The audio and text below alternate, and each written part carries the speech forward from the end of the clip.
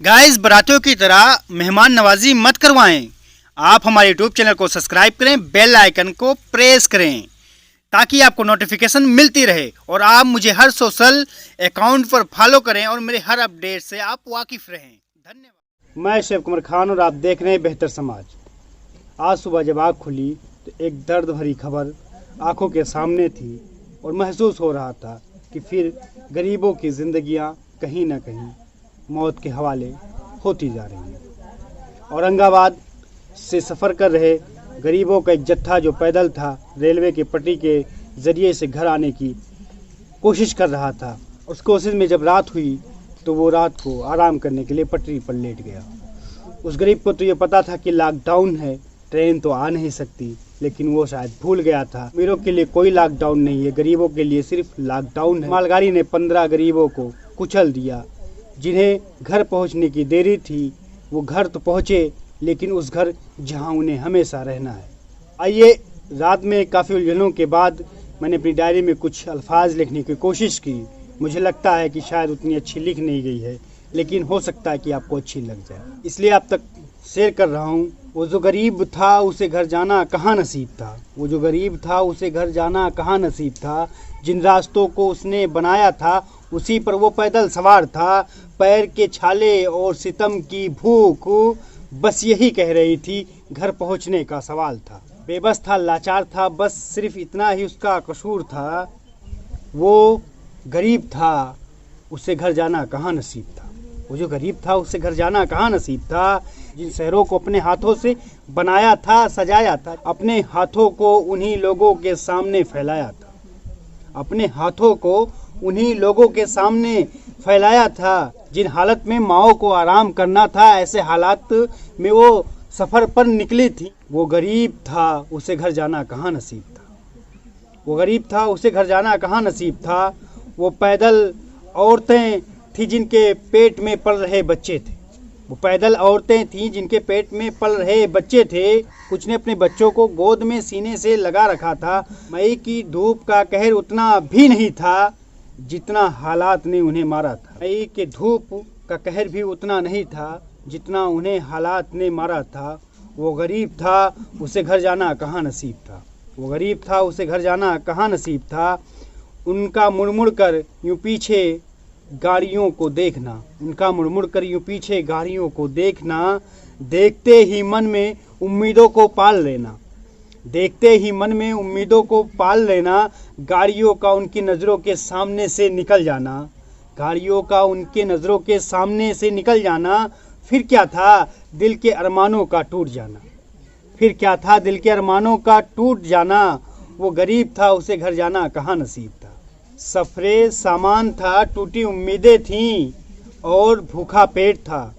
बच्चों की चीखें थीं, नज़रें इधर उधर तलाशती थीं। बच्चों की चीखें थीं, नज़रें इधर उधर तलाशती थीं। ना कोई नेता था, ना कोई सामाजिक कार्यकर्ता था, बस वो खुद को ठगा हुआ महसूस करता था। वो गरीब था, उसे घर जाना कहाँ नसीब था। वो गरीब था, उसे घर जाना कहाँ नसीब था। हज़ारों किलोमीटर के सफ़र के बाद भी माँ के गोद में जा नहीं सकता था। हज़ारों किलोमीटर सफ़र के बाद भी माँ के गोद में जा नहीं सकता था। बिना क्वारंटाइन के वो अपने घर आ नहीं सकता था, पर करीब था वो अपनी मंजिल से, मगर मंजिल तक जा नहीं सकता था। करीब था, उसे घर जाना कहाँ नसीब था। बस इतनी सी आरजू थी, घर को कैसे भी पहुँच जाएं। बस इतनी सी आरजू थी, घर को कैसे भी पहुँच जाएं। माँ के सीने से लिपट जाएं, फिर उसको सारी कहानी सुनाएं। माँ के सीने से लिपट जाएं, फिर उसको सारी कहानी सुनाएं। माँ को उस पैर के छाले दिखाएं जो उस माँ को हज़ारों किलोमीटर का दर्द समझाए।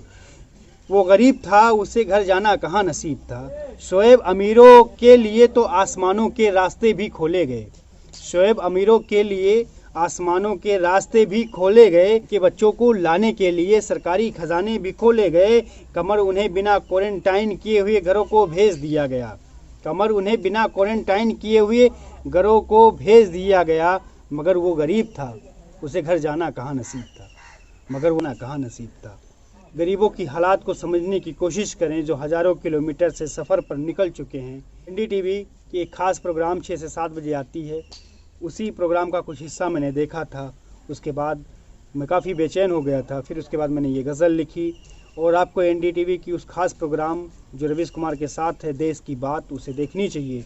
फिर आपको पता चलेगा कि वो गरीब अपने सेठ या जिनके यहाँ काम करता था ठेकेदारों से बिना पैसे लिए वो पैदल सफ़र पर निकल चुका है।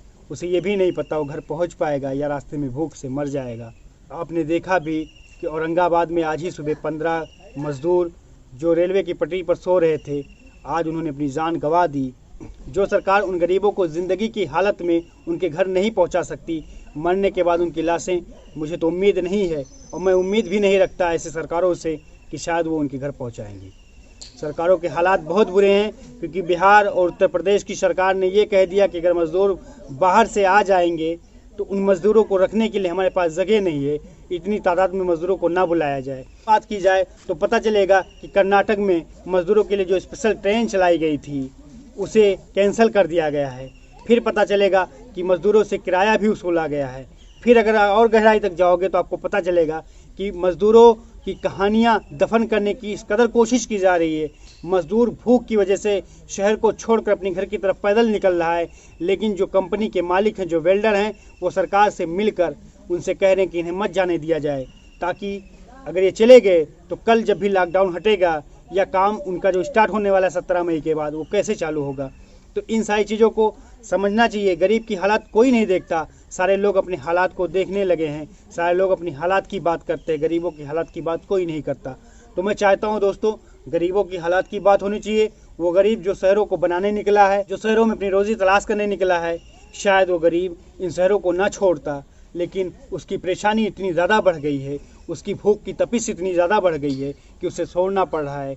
मई की गर्मियों में उसे पैदल सफ़र तय करना पड़ रहा है। और मज़दूरों ने यहाँ तक कहा है कि वो 20-20 घंटे तक खाना नहीं खाए हैं और यहाँ तक कि नमक चावल खाए हैं। दोस्तों, अगर ये वीडियो पसंद आया तो लाइक करें, शेयर करें, कमेंट करें, हर उस बंदे तक पहुँचाएँ जो इस सिस्टम से जुड़ा, कि उसे पता चले कि उसने गरीबों के साथ कितना बड़ा जुल्म किया है। आइए समाज को बेहतर बनाते हैं। फिर मिलते हैं नए टॉपिक के साथ। मैं शोएब कमर खान आपसे विदा लेता हूँ। गाइस, बारातियों की तरह मेहमान नवाजी मत करवाएं। आप हमारे यूट्यूब चैनल को सब्सक्राइब करें, बेल आइकन को प्रेस करें ताकि आपको नोटिफिकेशन मिलती रहे और आप मुझे हर सोशल अकाउंट पर फॉलो करें और मेरे हर अपडेट से आप वाकिफ